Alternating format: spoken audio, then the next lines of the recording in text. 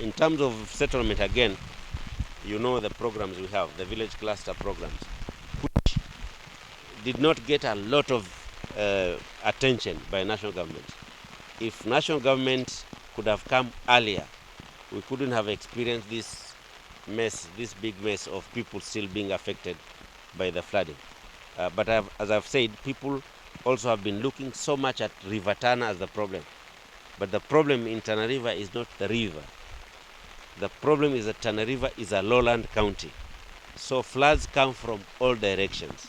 You have the river there, and you have the seasonal rivers that run 3 months in each of the seasons. Now they are going to run 7 months. 7 months is too big, longer lengths for rivers to be running that way. And what we are saying is we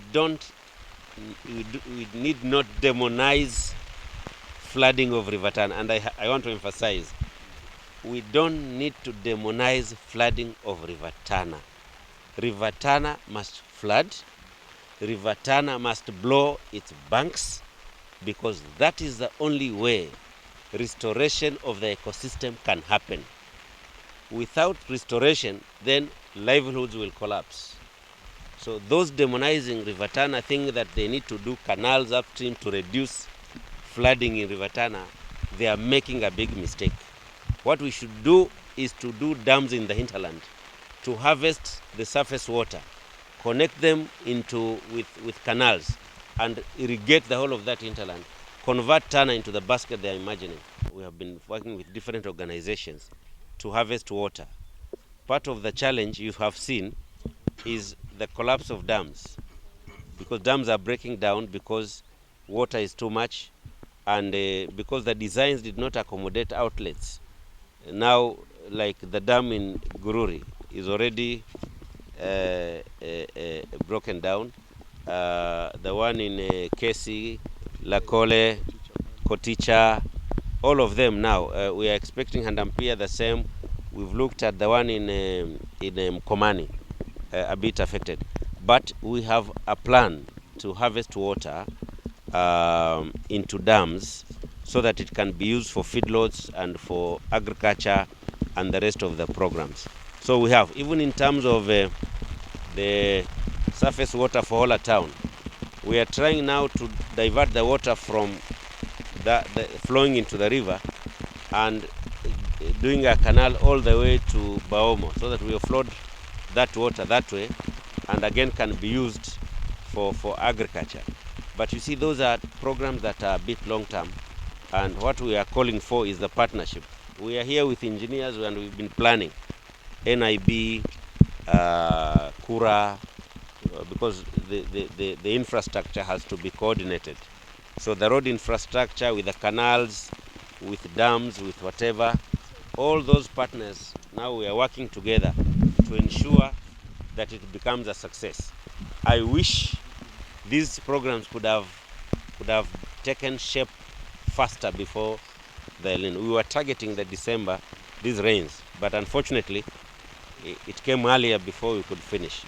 Ukisema pengine kuna governor hapa atawahudumia watu wote wa Tana River, hiyo ni dhulma ya hali ya juu. Tunataka serikali wamulike Tana River vizuri sana. Sehemu zingine unaona kwa ma-TV watu wanakimbia wanasema kuna floods. Floods ni hapa Tana River, kama vile mheshimiwa alivyosema. Tuko na floods ya kutoka kwa mto, kuna flash floods kutoka Ukawakambani pia zinafyeka watu.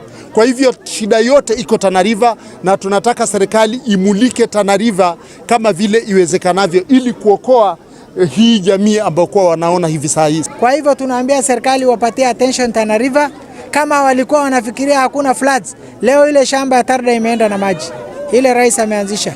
Na hiyo rais ilikuwa imefika karibu kuvunwa.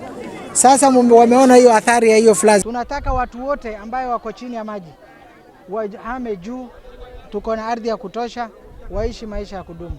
So hiyo ndio kiwango tunaijua, lakini hawa watu unajua ni household zaidi ya 260 vile Red Cross imesema. Hapa sio sehemu kubwa, lakini watu waishi maisha ya kudumu. Vijiji shabebu wa maji, watu ni kuogelea, kuna crocodile pale. So sasa wako hapa mahali salama, rais aagize serikali yake through Red Cross sahi, hiyo pesa itumwe na watu waanze kujengewa manyumba. Hiyo ndio kilio changu. Rais tayari amesema hiyo mambo ya housing program. Housing program haiwezi kajengwa kwa maji. So hapa hii Tana River ni ardhi ni yetu, lakini ardhi ya Tana River haina documents. So tunaomba serikali mambo ya title program ifanywe, planning ifanywe, watu waishi maisha ya kisasa.